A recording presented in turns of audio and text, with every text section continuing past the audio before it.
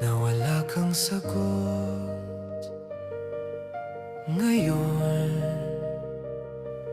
ang sagot ko, ayaw mo. Sabi mo kasi di mo pa nadaanan ang aking pinanggagalingan. Iba ang iyong mga hugot, mas malalalim, mas komplikado, nakakalula, nakakalunod. Yung sa akin kasi maliit, simple at napakasimple lang.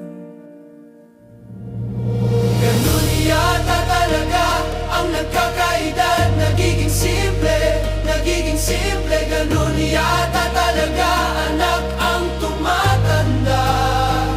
May paliwanag na mas maliwanag, dahil pagdating sa dulo, kung babalikan, simple lang, napakasimple lang pala naman ng buhay.